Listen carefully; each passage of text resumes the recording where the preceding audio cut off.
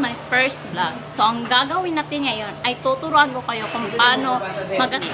So, umpisa na natin ngayon. And 1, 2, 3. So, nagbabalik po tayo ngayon. Sana all, babalik ko. Kung di rin tayo sa huli. So, ipakikita ko sa inyo ngayon ang gagamitin natin sa assemble at disassemble sa ating. So, yan ang gagamitin natin ngayon sa ating assemble at disassemble.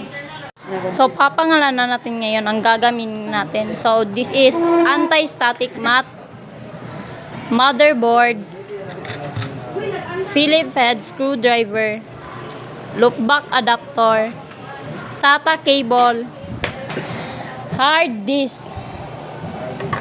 CPU, then screw. Gamitin natin screw para ma-lock. Di katulad niya, wala na lock na nawala. And this is power supply. ATX power connectors. Then this is the casing. So, dan umpisa na natin. So guys, sugdan na nato karon ang atong pag-assemble o this is kailangan to itaod ang CPU. Pag magtaod kag CPU, kailangan hinay lang kay aron dili madaw yung kon diri ang so taod na nato. Kung asa ditong naipahak diri dire ka magtaod. Aron siya nga dili madaot ang CPU. May pattern. Guys, lock. Then sa pag-lock. Stop na. So guys, itaod na nato ang atong motherboard sa atong casing. Go, itaod na nato pag magtaod kag motherboard kailangan nato.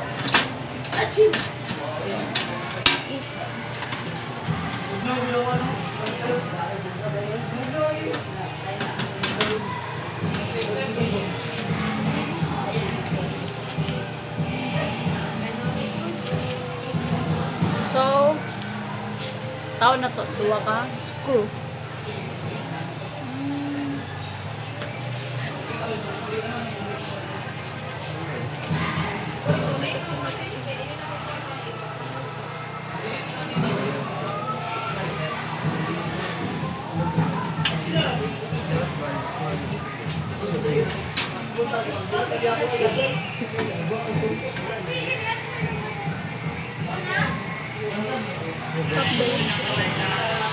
So guys, sunod na to yung taod kay ang atong hard disk. Guys, taod na to ang atong hard disk. Kailangan siyang support para matangkal.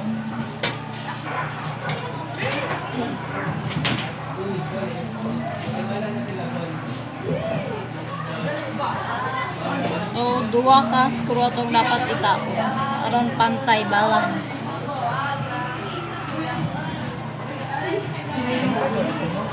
And done. Stop na.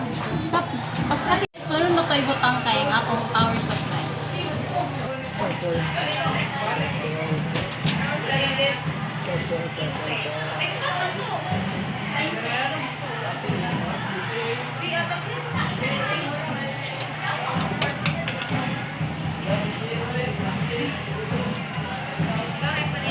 So guys, sa tanan akong gitaod kanang pinakalisod. Inyad nila siya.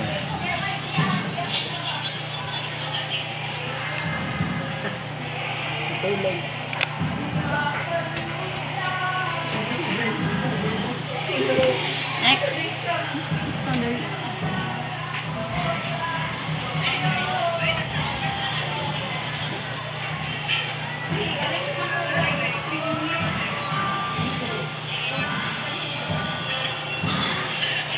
Guys, kailangan good pagkataon.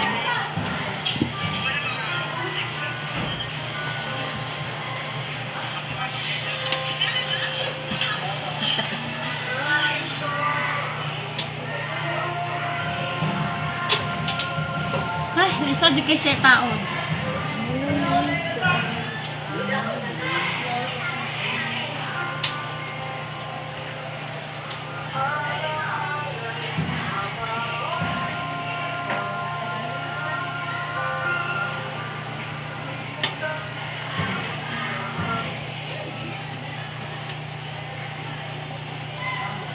So guys, tatawad na nato ang atong power supply. Next is, so guys, next ang atong gagawin ay tawad na nato ang ATX power connector cube. So this is the 24 pins ATX power socket. Dire na to siya itawad. Make sure nga guot pagkataod hindi matangkad. Next is 4 pins.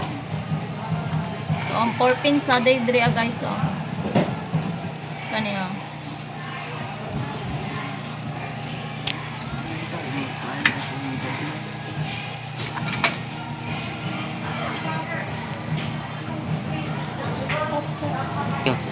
So, mo ni ang atong loopback connector.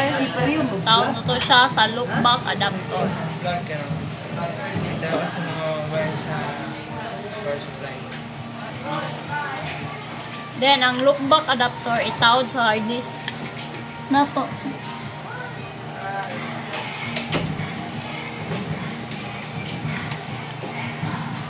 Next, stop na.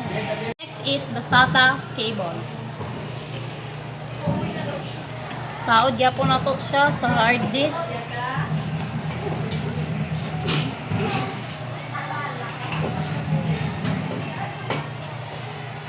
Then, sa atong motherboard. Stop na lang. Stop. So guys, mauman na ako siya. Mao ni siya resulta. Nga na, pag-tao.